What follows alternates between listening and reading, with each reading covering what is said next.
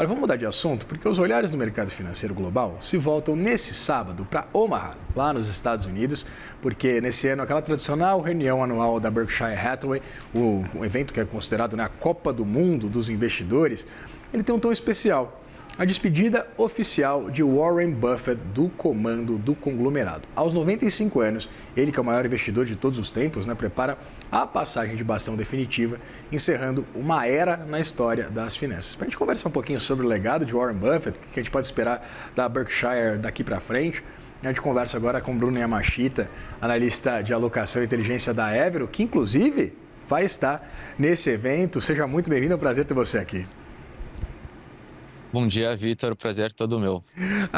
Eu queria começar perguntando, Bruno, acerca exatamente dessa importância um pouco mais sensível, talvez, até menos prática, da imagem de Warren Buffett e o que significa, de fato, um evento, né, quase uma solenidade, o que você deve acompanhar hoje. Com certeza. Esse evento já era bastante aguardado pelos investidores, justamente por essa transição ou essa passagem de bastão, vamos colocar desse jeito, né? Mas vale sempre lembrar que Warren Buffett e até Charlie Munger, já há muitos anos, já vinham se preparando, né, por sucessão. A Berkshire realmente é uma empresa que já vem se preparando há muito tempo. Como dá para perceber, tanto pela filosofia de investimento deles, eles não tomaram nenhuma decisão precipitada. O Greg Abel, que é o novo CEO da Berkshire, ele já vem trabalhando na empresa há muitos e muitas décadas. Então, os investidores vão aguardar bastante por esse evento, mas até pela carta anual que o Greg Abel escreveu esse ano, que foi divulgada ali ao final de fevereiro, já deu para perceber que ele vai tentar manter a cultura da Berkshire, vai tentar trazer ainda aquela alocação de capital eficiente, que foi talvez o grande sucesso aí de Buffett ao longo de todas essas décadas. Em novembro do ano passado, se eu não estiver enganado, a publicação daquela última carta, né, tradicional carta de Warren Buffett aos investidores. Você fala agora sobre o oráculo de Omaha. Eu queria entender, você cita exatamente essa passagem de bastão para o Greg Abel. Eu queria entender o que a gente pode esperar exatamente da condução. Você falou dessa alocação e dessa capacidade de fazer caixa da Berkshire. Eu queria entender exatamente o que a gente pode esperar a partir de agora, né, com essa aposentadoria de Warren Buffett.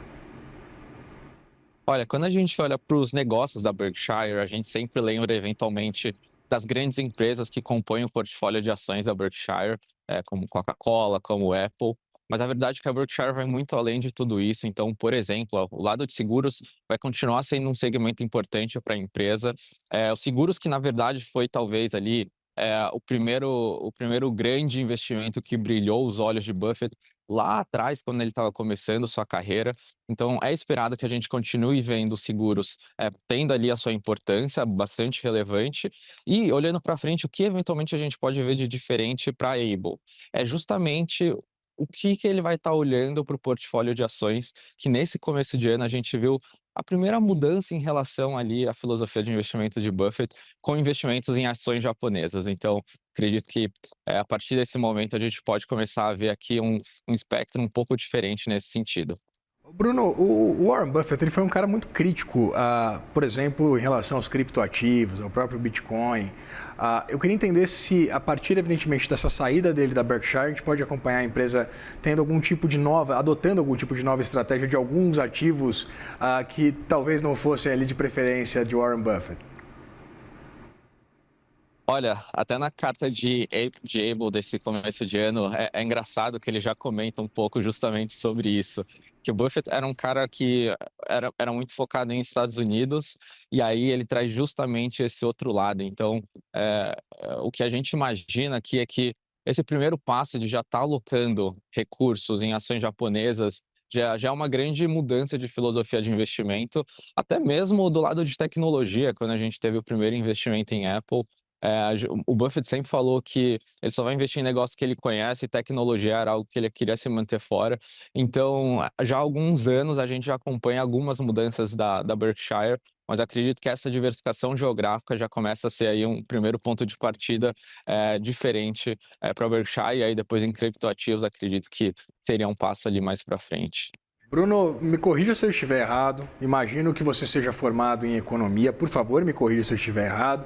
Mas eu queria te pedir um freela. Queria que você agora fizesse o papel de repórter do CNN Money e contasse para a gente um pouquinho da movimentação por aí. Como é que está exatamente esse clima em Omaha? Olha, não sou formado em economia, sou formado em administração, mas aqui tá valendo também. Dá para dizer que, assim, agora pela manhã a gente está a poucas horas de iniciar o primeiro dia de feira por aqui.